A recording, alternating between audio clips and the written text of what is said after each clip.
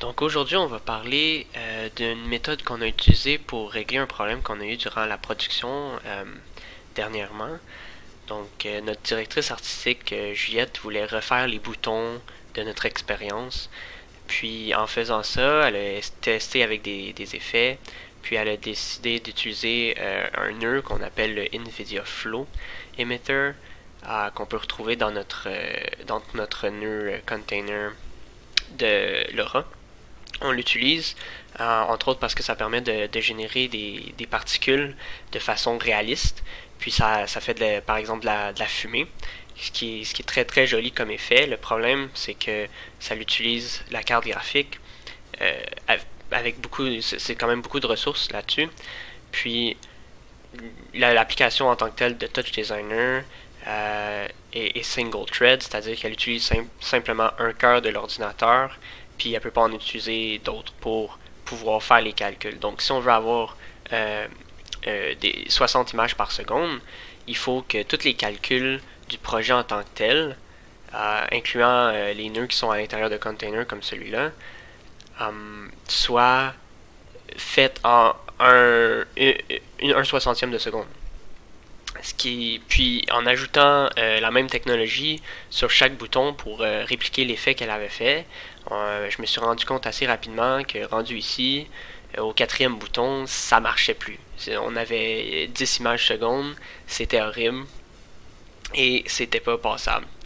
Donc ce qu'on a fait, c'est de décider de faire quelque chose un peu intelligent, mais en même temps, c'est un peu, disons, petit budget. On a décidé de prendre des vidéos en tant que telles de l'effet, puis de les faire séparément, puis d'utiliser les vidéos en tant que telles pour simuler l'effet.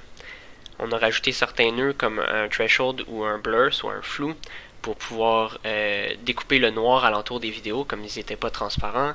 Puis le flou, c'est juste pour ajouter un peu plus de flair au niveau visuel parce que sinon, tous les côtés ont l'air un petit peu drus, disons.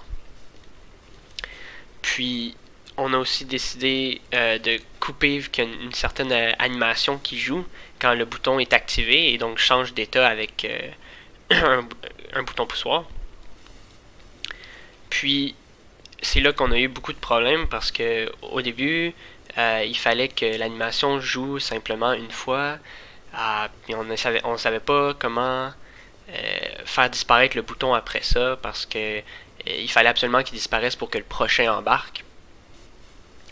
Puis ensuite, j'ai découvert qu'il y avait une certaine capacité à aller chercher les infos de chaque vidéo. Puis ces infos-là contiennent plein de ressources intéressantes. Par exemple, ce qu'on appelle la last frame, qui est la dernière image du film, soit quand il finit.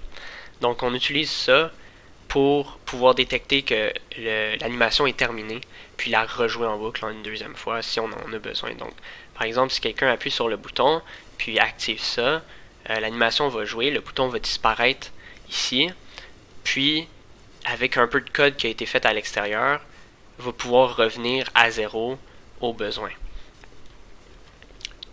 Et donc, c'est comme ça qu'on a réglé notre problème de ressources. Comme évidemment, les particules étaient vraiment beaucoup trop pour le système, mais un vidéo, ça passe beaucoup plus clairement.